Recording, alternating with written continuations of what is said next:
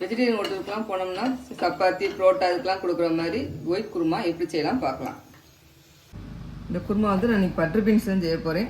இதுலேயே நீங்கள் carrot, beans, உருளைக்கிழங்கு, இந்த காலிஃப்ளவர் வச்சு செய்யலாம். அது செஞ்சாலும் ரொம்ப நல்லா டேஸ்ட்டாக இருக்கும். குக்கரை வச்சுருக்கேன். கொஞ்சோண்டு தேங்காய் எண்ணெய் ஊற்றுறேன். கொஞ்சோண்டு கல்லெண்ணெய் ஊற்றிக்கலாம். எண்ணெய் காஞ்சிட்டு இருக்கு. அடுப்பு வந்து சிம்மில் வச்சுருக்கேன். இப்போ ஹோல் கரம் மசாலா ஒவ்வொன்றா போட்டுக்கிறேன்.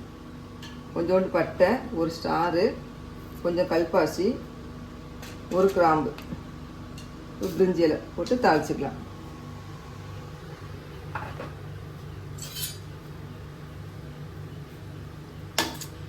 இப்போ வந்து மீடியம் ஃப்ளேம்லேருந்து கூட்டிட்டேன். கொஞ்சம் அந்த ஸ்பைசஸ்லாம் கொஞ்சம் கூட்டிகிட்டு இருக்கு.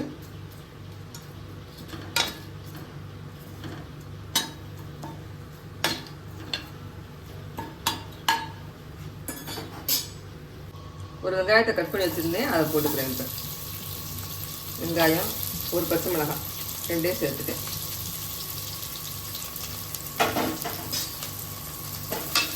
வதக்கலாம். வெங்காயம் வந்து ரொம்ப மற்ற குருமா மிளகா அப்படி போட்டு வைக்கிற குருமா மாதிரி ரொம்ப வதங்க வேண்டாம். ஏன்னா கலர் வந்து சேஞ்ச் ஆச்சுன்னா அந்த ஒயிட் கலர் வந்து வராது. அப்புறம் பாதி வதக்கணும், அந்த கண்ணாடி பழம் வந்து வதக்கினா போதும்.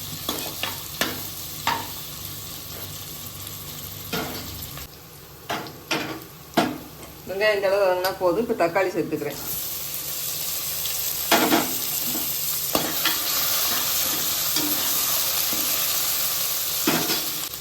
இப்போ உப்பு சேர்த்துக்கலாம். தக்காளி நல்லா வதங்கிடும், அதனால் உப்பும் சேர்த்துக்கலாம்.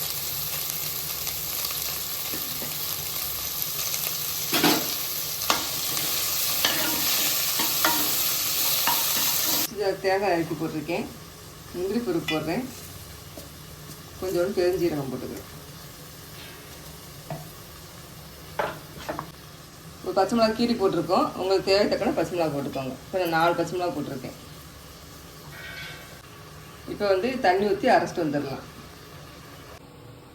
இந்த அளவுக்கு நல்லா மையாக அரைச்சிட்டு வந்துட்டேன். இப்போ சேர்க்க போகிறேன். இப்போ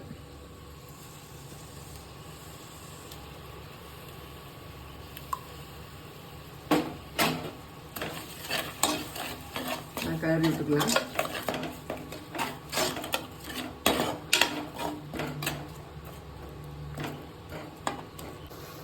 நம்ம அரைச்சி வந்து தேங்காய் விழுது வந்து நல்லா அப்படி வதக்கியாச்சு. இந்த அளவுக்கு வதங்கினா போதும். இதுக்கு மேலே கலர் மாறிடும். இப்போ வந்து நான் 2 ஸ்பூன் வந்து பச்சரிசி மாவு எடுத்து வச்சுருக்கேன். குருமா நல்லா திக்காக வரணுக்காக 2 ஸ்பூன் பச்சரிசி மாவு சேர்க்குறேன். அதையும் இந்த லேசாக பரட்டி விட்டுக்கலாம்.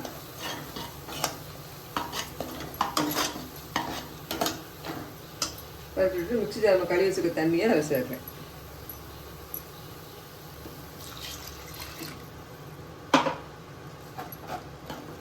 இப்போ உங்களுக்கு தேவை தக்கன தண்ணி ஊற்றிருக்கோங்க.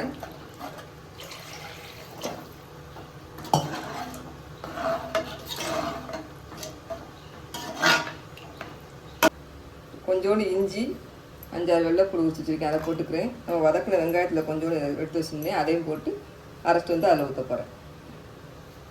இந்த அளவுக்கு நல்லா மையாக அரைச்சிட்டு வந்துட்டு இப்போ அதையும் சேர்த்துக்கிறேன்.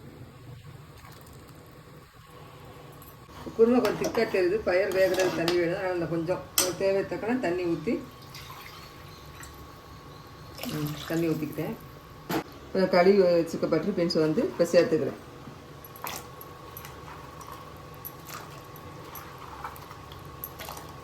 இதில் காய்கறி சேர்க்குறாப்புல இருந்தால் அந்த வெங்காயம் வதக்கும் போதே காய்கறியில் போட்டு வதக்கிக்கோங்க.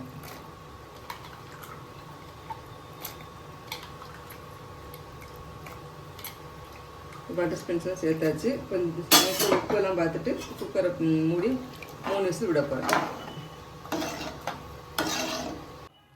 3 விசில் வந்துருச்சு. குக்கரை திறந்து பார்த்துக்கலாம்.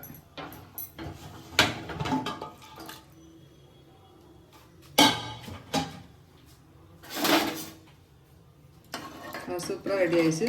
குருமா நல்லா கட்டியாக சூப்பராக இருக்குது. நல்லா திக்காக குருமா நல்லா திக்காகவும் இருக்கணும். பச்சரிசி மாவு போட்டனால குருமா வந்து நல்லா திக்காகவும் வந்திருக்கு. நல்லா பார்க்கவும் நல்லா ஒயிட் கலர் நல்லா அழகாகவும் இருக்குது.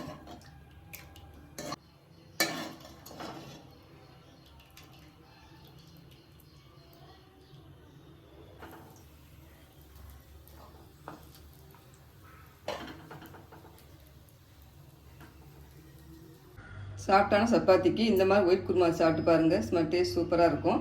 செஞ்சு பார்த்துட்டு எப்படின்னு கமெண்ட்ல சொல்லுங்கள். லைக் பண்ணுங்கள், ஷேர் பண்ணுங்கள்.